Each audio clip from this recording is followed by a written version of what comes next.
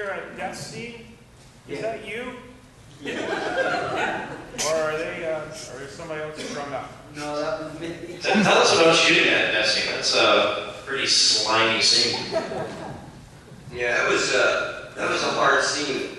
It was at the end of a long, very tough day. And we were in Los Angeles, and John said, you know, it's going to be a tough day for you. That was me, you know, being picked up and tossed around and thrown around. And I didn't want anyone else to do it. I insisted that I do it. And I'm kind of glad I did, because watching it tonight, I realized, you know, that's painful to watch. The poor guy, you know. The funniest thing about the whole thing is that I named the character Windows. His name was Simmons.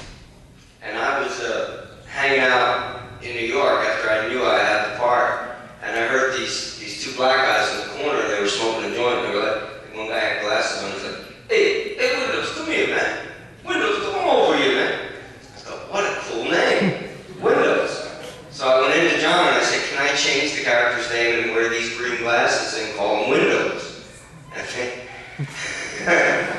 They said, yeah, that's a cool idea. So it's so funny. Do you ever go, where's Windows? I don't do Windows.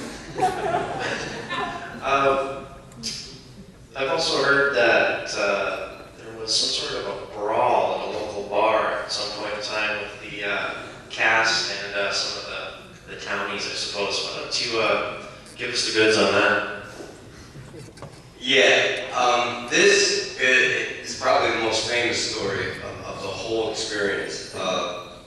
You know, we were in a place that had never, I don't know why my theme tonight seems to be black people, but we were in a place that they had never seen a black person. Okay, so they go up to, you know, T.K. Carter and they go, hey man, can you walk like they do on TV? And he goes, no, I'm from Beverly Hills. So we're at this bar and we're drinking these things called Fuzzy Busters.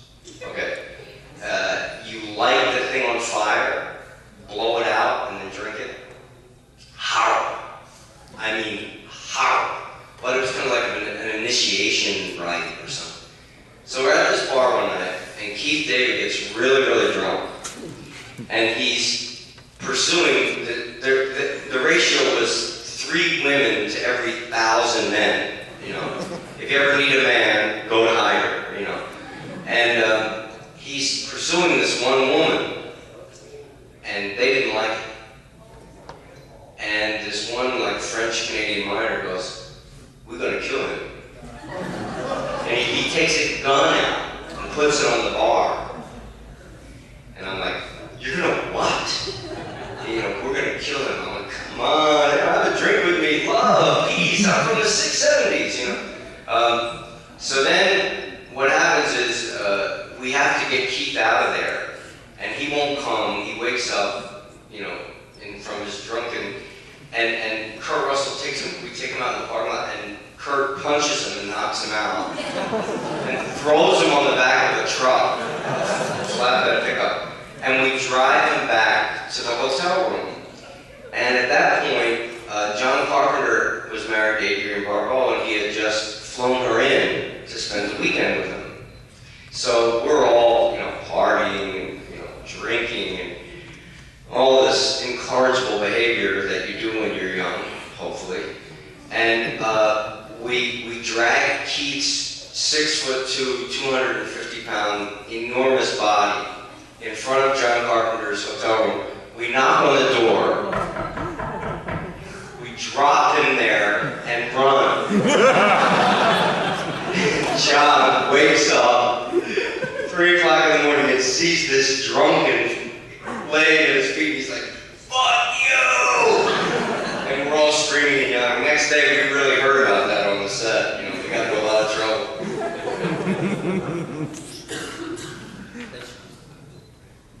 Let's take one more. Right there. With the subsequent box office failure, was there like any regrets for doing the film between yourself and the castmates? Thoughts on the film after it came out and it not being an immediate success? Yeah, my agent was furious with me, you know, because I was in a hit play off Broadway, and he didn't want me to do the picture to begin with, and when it came out, it was, as you mentioned, a big failure at the box office and got terrible reviews. And I did kind of second guess it, you know, because I wondered what would have happened if I had stayed in the show with Pacino and everything. But, you know, like most things, the past is something, you know, you can't do much about, you know. And I was really glad that I did it in the long run, because ultimately, it was a really good movie, you know, and I had a great time doing it. It was an important moment in my life as an actor, and I learned a lot from it. But there was disappointment, yeah. I mean, I think especially Universal was disappointed because they put a lot of money into it, you know. But that's the way it always is, you know, and you never know when something's good, when something has value, it will surface, you know. So if any of you are out there working on things and you experience rejection or difficulty, just remember, if it is of value, it will get its recognition at some point, providing you don't give up, which is the secret to any success, is, as Winston Churchill said, never, never, never, never give up. Thanks a lot, folks. Thanks for having me.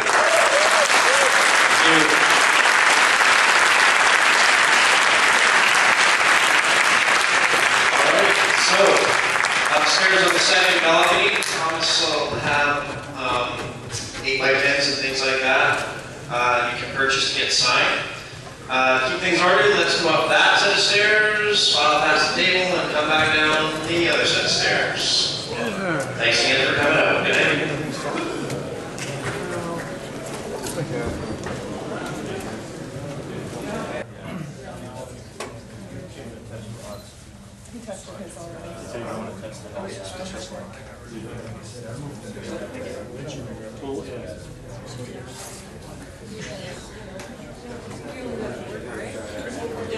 Thanks for coming in.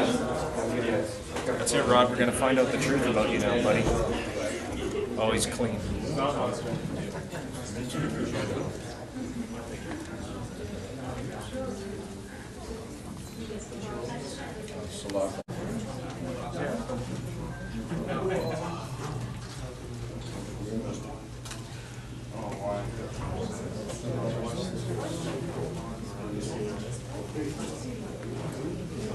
I don't know.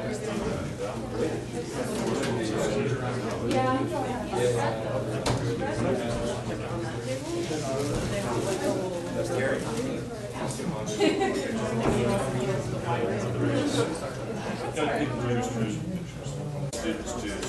What do you teach? English medium. Oh, very good.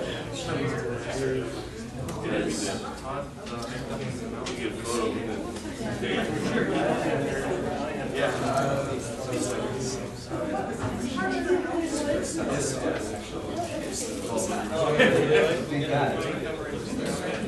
Ready, guys? Yeah. Here we go. Thanks. Nice to meet you, sir. How you doing? I'm Tom.